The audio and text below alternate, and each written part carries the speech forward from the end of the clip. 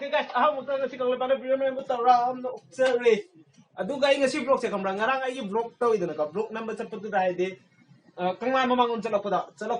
da akoi gi food overweight sai ka dra kai no khang chap chai maming di khang di ka haide lambi mathakta mu khong gi lambi sana sarak pado haide guhati da gum yam lai bado phagi daw ne he guhati di chatre mi na hai ri haina wan adu mai no adu gum ba khoi manipur gi oina jo yan han ba 사래요. 사부디 꾸이람네. 윤비 먹콩 아니 좀 윤걸레네. 산 나위 깜찍이다 했다. 아두도 나 통마타기 통 심 걸어래 뭐가 바르게가 하빠가 또 로이부디 로이드래도 90%디 로이 하우래.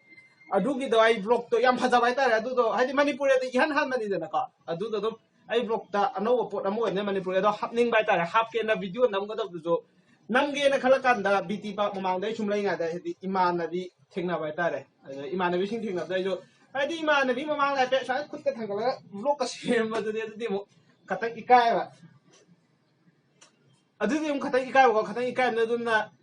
ngasi una share ma ge na hadi mo mamang de share da talam ni na ko adu ngasi una share ma ge na adu uja mai thor lo ga share ba chak mo to ne do ji dress up lo ra do si free ka mu ga ngarang de le dun na ama change story ji no ai ti chi je mu de pa na ta de pen na pa le me si so ya de to okay ya Noi pakta bazio ko ano music ti matik ti taw ko na ya le dam phay to ti jum tu ta le ti si kay gorsila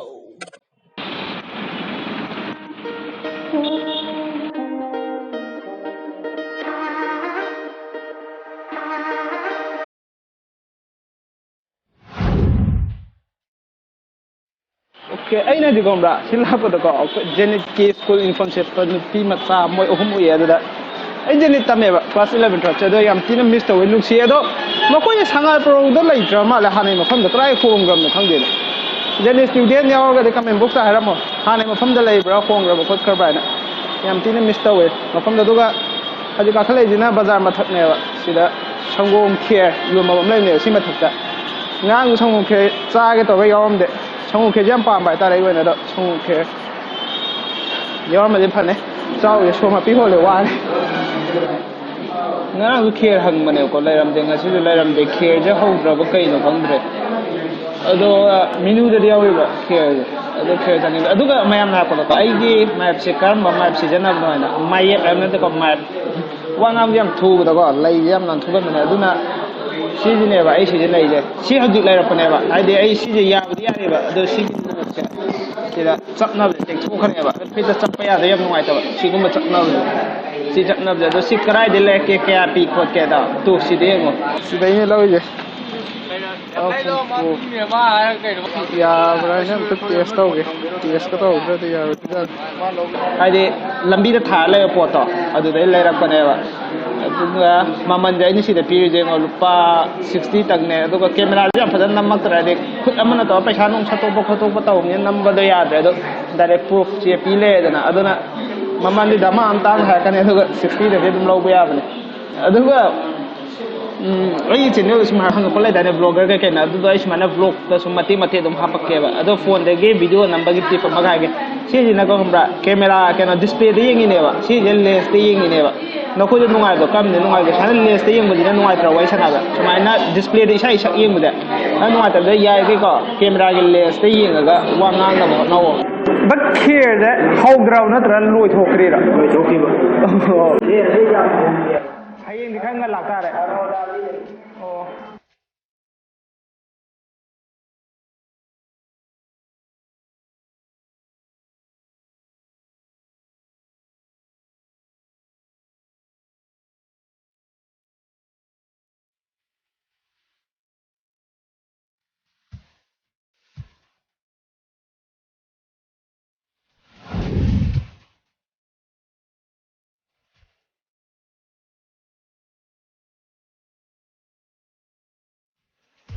Mỗi khi xem mất tuổi này bạn, khi nào cái căn gì cả tới đây vậy, khi xem mất tuổi này, số mà cần rất này rồi, ở đâu có khi thì xem mất em hậu rồi bạn, ở đâu có thằng nào cần cái hậu rồi, ai mà cái làm gì gì vậy bạn, khi mà ra nên miam rồi, ngắt cái lâu cái tàu,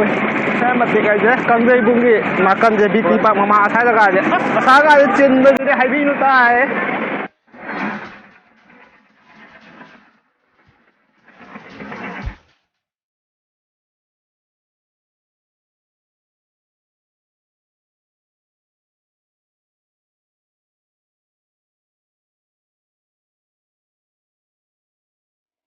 gas finally ꯃꯐꯝꯗ ꯌꯧꯔꯛꯑꯦꯕꯀꯣ ꯑꯗꯨ ꯑꯣꯏꯇꯥꯔꯁꯨ ꯈꯪꯕ꯭ꯔꯥ ꯑꯩꯈꯣꯏꯒꯤ ꯃꯅꯤꯄꯨꯔꯒꯤ traffic ꯔꯨꯜꯁꯦ ꯀꯌꯥꯃꯨꯛ ꯌꯥꯝ follow ꯇꯧꯕꯅꯣ ꯇꯧꯗꯕꯅꯣ ꯍꯥꯏꯗꯣ ꯌꯦꯡꯖꯦꯕ ꯍꯧꯖꯤꯛ ꯁꯨꯝ ꯃꯃꯥꯡꯒꯤ ꯂꯝꯕꯤꯁꯦ ꯁꯤꯁꯦ ꯊꯤꯡꯉꯛꯇꯣꯔꯦꯕ ꯄꯣꯁ ꯑꯃ ꯂꯥꯟꯖꯜꯂꯛꯑꯦ ꯑꯦꯛꯇꯤꯚꯥ ꯑꯃꯅ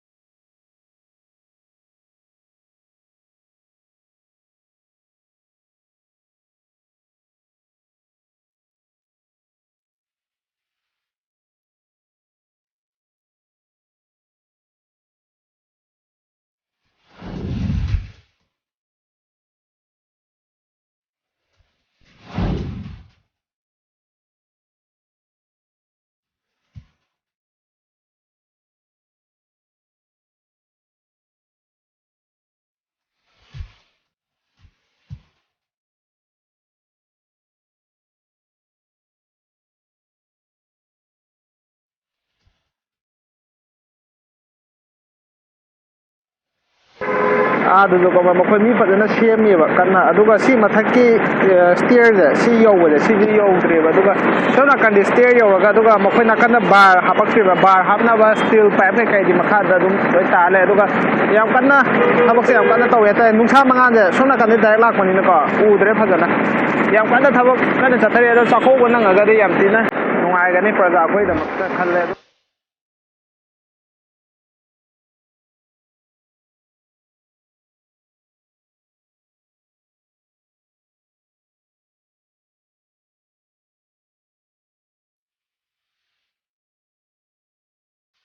क्या क्या बाकी है अभी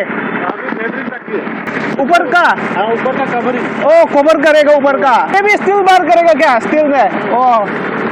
स्टील आएगा रेलिंग ऊपर का स्टील रेलिंग हाँ सीढ़ी का भी स्टील रेलिंग स्क्वायर मीटर 10,000 ओ स्क्वायर मीटर 10,000 पीनी सी मथक कवर को पक्की है बको सी फाइनल 15 days सी फाइनल नुमित 25 दी चंगी पूरा कंप्लीट लोरनी मफम मरीनी सादे मणिपुर चपचू लोना माने डिजाइन से याम ती फजे माना यूट की क्वालिटी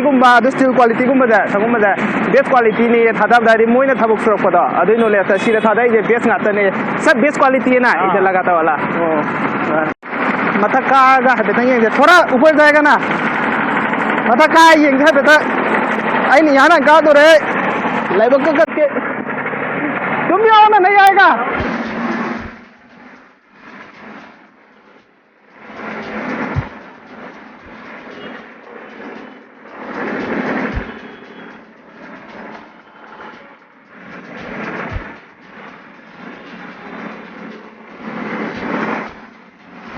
मथक तो ने मई डाले में येंगो फाजरे सिदे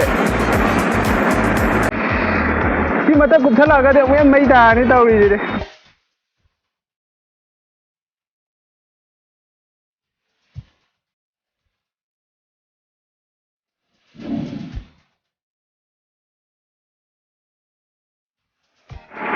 गा सोरोक की मैया यौदोरे तले दे मिउन दिंग दिंग जोंगे अरे चेकला कदरा है ना आज सावलो दिना फाजरे सी व्यू दिदे ओश सोना कन्ना कीजी लाइव दो सोना का कंगला पात की परे बस पता है व्यू भी सीधा गिदे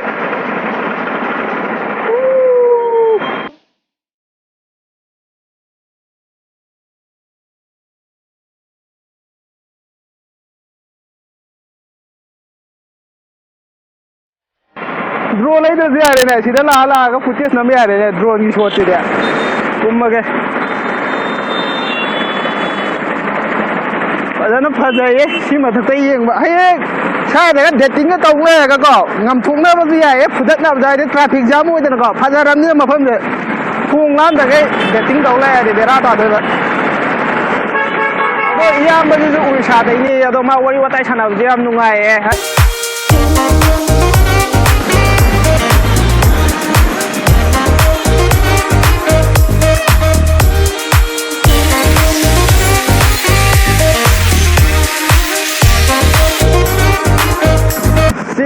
वीडियो मत वीडियो से लोसन वेदर कम्प्लेक्स फजाए टाइमिंग फोटो शूट तौदम नुमित चंगी हेक नुसा नेम टाइमिंग दो अदो मथम ब्लॉग लागे मैम थेंगनासि सना लेबो कंगलै बोल दो याई फा रे